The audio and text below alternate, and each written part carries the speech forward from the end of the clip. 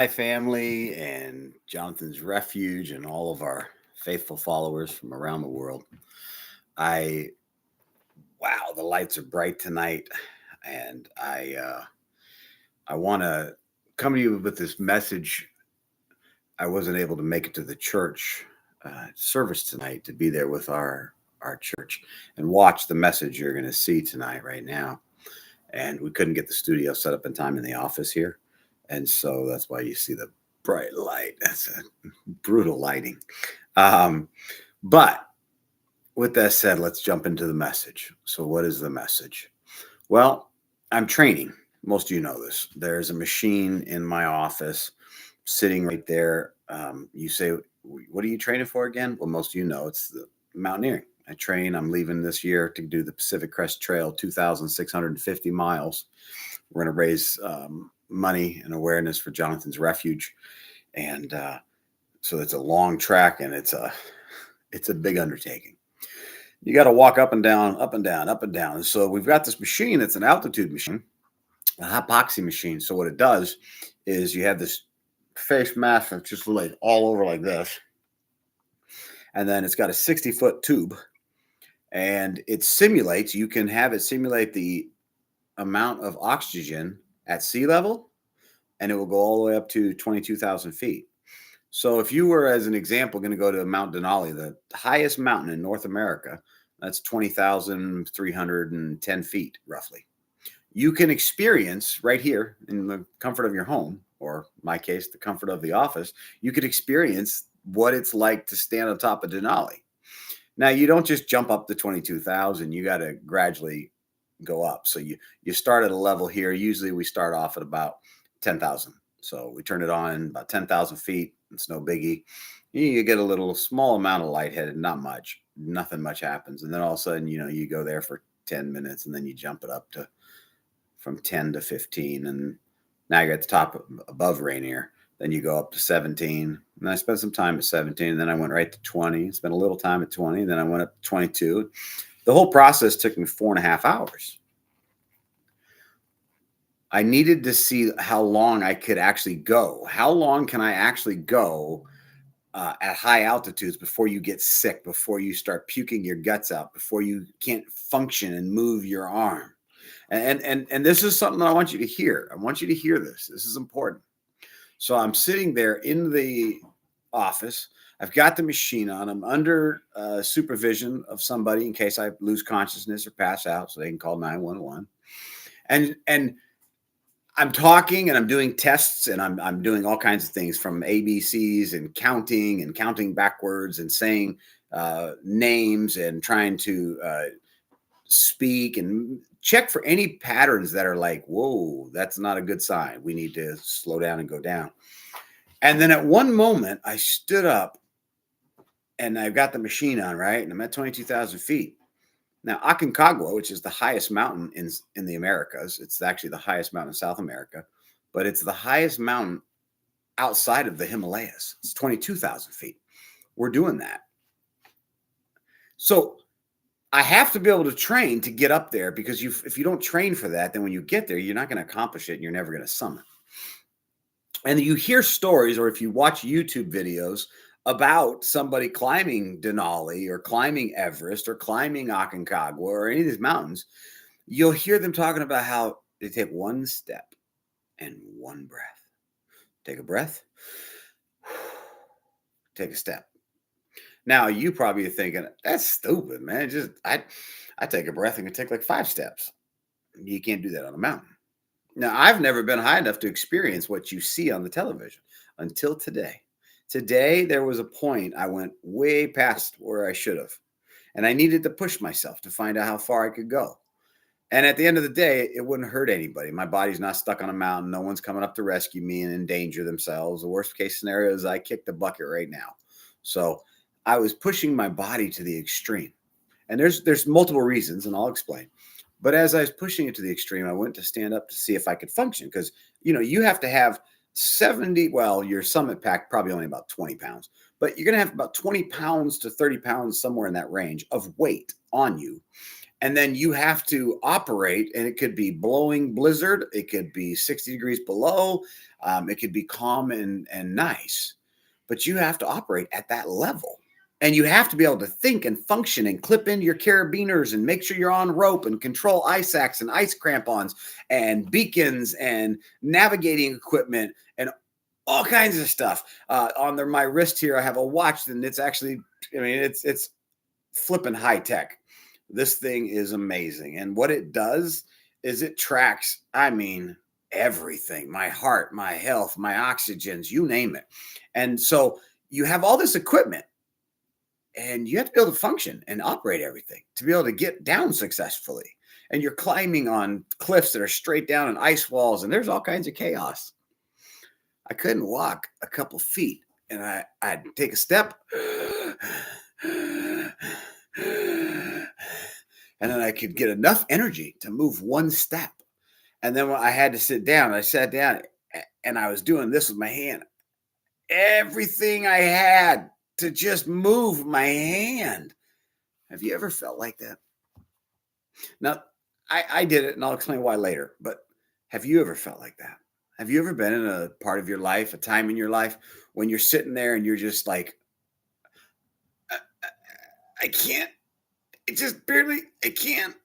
can't move, the pain, the depression, whatever it is in your life. Have you been there where it's so heavy on you that you just can't even think? Like, you can't think. I was there. My brain shut down, and I'm trying to do all these things to test myself, to test my brain, and to accomplish my training, and you got to push yourself until you puke. And that's what happened. I pushed myself till my headache, until I was puking my guts up. And now I know where my limit is. So then I can push all the way up to that limit and get really good and really good and really good and really good. And then I can push a little further past it, and then just keep pushing and keep growing and keep getting stronger and keep getting stronger. Because what happens is, in mountaineering, what we do is we climb high and we sleep low. So what that means is, let's say you're climbing up a mountain like, for sake of argument, Mount Rainier. And you go up to Camp Muir, and you camp there at Camp Muir. That's 10,000 feet. The next day, instead of shooting straight up the summit, most people go in and do some practice training. But what they're really doing is acclimatizing. So what they'll do is they'll take them from 10,000 and they'll climb them up to like 11 or even further. And then they go back down to the camp at 10,000 and they sleep. So they climb high, sleep low. Why do they do that? Your body physically pushes itself up there on the higher you go because it has less oxygen. If it has less oxygen, it's sending all the red blood cells to your heart, to your lungs, and your brain. I couldn't even move, and it was hard to move the extremities of my body because there's the blood. It's not there. It's all focusing everything in my heart and my lungs and my brain to keep me alive. Now, that's interesting. And so think about that for a second. What happens next? The body's amazing. God's amazing. Is your body then, when you sleep low, coming back down, you go back down. And again, right now I'm back down to sea level. I, of course, came down off the machine properly, and I'm at sea level, breathing oxygen at sea level. And here's what's happening. My body today, throughout tonight as I sleep, is going to create a ton of red blood cells, new red blood cells. My body's going to have an influx. I'll give you an idea why athletes can perform at such top levels. When you see people and you're like, how does he run so fast? How does he hit so hard? These are the machines they use to infuse their body with the natural thing, which is red blood cells. So when you start to get the headache, when you start to get all that stuff, what do you do when you start to get dizzy? It's real simple. You just climb down and go back down, because then you start getting more oxygen and everything seems to be fine. And I'm fine. Okay. Now, life's the same way. Instead of oxygen, the difference is it's God. So you're climbing life. It's a mountain. It goes up, it goes down, it goes up. The next one, it goes down. It's this journey on this mountain range, and there's highs and there's lows. And so when you're on the highs and lows of this journey, one of the problems that you got to look at is, How can you train, right? How do you train like that when you can't even think? Well, you got to start small. You got to start small. Do you ever feel like you're in a spiral down and it's all falling apart around you? Or you're so depressed that you just can't even get enough energy to get out of the bed? You need an influx of red blood cells in your body. Now, physically, you actually need that. That's why I encourage all of our parishioners, all of our followers, go out and walk every day just for 1 hour. Get out every day, 1 hour, and walk. If you walk for 1 hour a day, and in an hour, well, you can get 20-minute miles. So 3 miles in 1 hour. I'm up to now 4 miles. My partner and me, we can do like 4 miles in an hour when we're hauling. But you can always guarantee 1 hour, 3 miles. If you did that every day, the amount of serotonins that are released in your brain will keep you smiling and out of depression. So if you're feeling sad and lonely, if you're feeling like, man, it's just, this sucks, my life sucks, get out of your house right now. Like right now when this video is over. Okay. And go walk. Tomorrow, when you start your day off, I used to get up and have to leave. I had to be at work at 6 a.m. And I remember, you got to get up and drive an hour. And of course, you got another half hour of prep time. So to be there at 6, you're leaving at 4:30, getting up at 4:30 and leaving. And so at 4:30, if I wanted to work out, I'd have to get up an extra hour early. And I did. And I'd get up an extra hour early and I would march my butt out that door and walk 1 hour down that, well, technically 30 minutes down that road, turn around 30 minutes back, got my 3 miles, got myself energized, got all that oxygen, those red blood cells, the serotonins. Off to work I go, smiling and happy. When I got done with work, I got back before I did anything. I was still filthy and dirty from work, so might as well just get outside, put on different shoes, and go do that same walk again. And I'd do that every single day. And then I kept upping it and upping it. Well, God's the oxygen, and you need the oxygen when you're depressed. You need God in your life, and He's there. He's shining. He loves you. And just like tonight, when I was struggling, that's why we need mentors. You hear me talk about mentors, probably so much that some of you get sick of it. But that's because you're not using them properly. You don't have them set up. So you don't have a leader in your life that you're looking to. You're not being mentored properly. You're not being led down the coach down the right path. Instead, who are you hanging out with? Who are you associating with? Are they losers? And by losers, we don't want to call people losers. I don't like calling people losers, but what does the word loser mean? Define the word loser. And if all they do is drink, smoke, party, poor, don't care about their future, don't really care about anything in the community, these are people you don't want to hang out with. I have a lot of family. I love family, but I have a lot of family that's blood related. I don't spend a day with them. Just because you're blood related or just because you're family does not mean people should spend time with people. If they're not good people, separate yourself. If you're friends, I can't tell you, when I get guys coming out of prison, the hardest thing to get them to change their mindset is to remember when you went into prison, you were whatever it is. If you go in at 4, let's say you go into prison at 20 and you get out at 50. You think you're 50 and you're seasoned. You're not. You're 20. You mentally are the same as you were when you walked in. It's crazy. That's why you see guys that get out of prison, they've been in it for 10, 15 years. And what do? They pick up a smoking habit right off the bat because they're stupid and go back to their old stupidity. And we do this all the time. And so you need a mentor to watch you. I couldn't see that I was starting to struggle to certain points. And luckily for me, I had someone watching. And then they can lift you up like this and go, hey, look out, look around, see where you're at. You're in the wrong direction.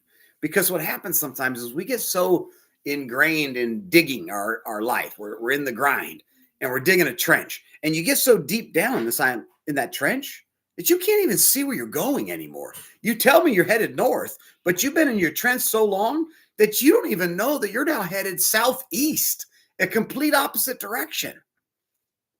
And so you need a mentor to grab you, pick your head up, and say, hey, look, swivel. Oh my God, I need to go that way. And I'm going this way. How'd that happen? Because you get tunnel vision. It happens to all of us. I get it. Tony Robbins gets it. The Pope gets it. Jesus got it. Everybody gets it. It's okay. That's why you have people in your life. Now, you might be sitting there saying, well, I don't have people in your life. Then do me a favor. get a hold of us. Reach out to TCI. Get a hold of Jonathan's Refuge. Talk to our nonprofits. We've got counselors. We've got pastors. We've got bishops. We've got therapists. We've got a whole slew of things that can help you get your life on that track where you're training like I have been for these mountains, right? And you get stronger each time you get on that machine. So when you go to the mountains, you're like running up them. And people are like, how is that possible? It's possible because you train. And it's the same thing in your life. If you think by going and just sleeping tonight and waking up in the morning that you're going to be just that much stronger to handle the same problems you had the day before, you're gravely mistaken.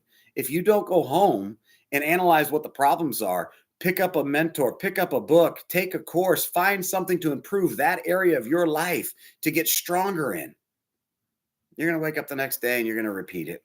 And then you're going to do the same thing over again. And doing the same thing over and over and expecting different results is the definition of insanity.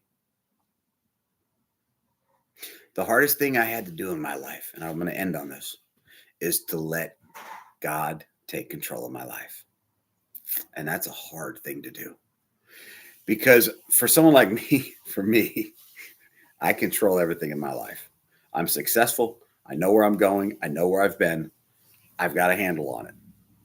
God, I'll teach you a few tricks when I get up there. What's that old saying? If you want to hear God laugh, tell him your plans. There's a lot of truth to that. Now, I want you to hear this. How did I let go?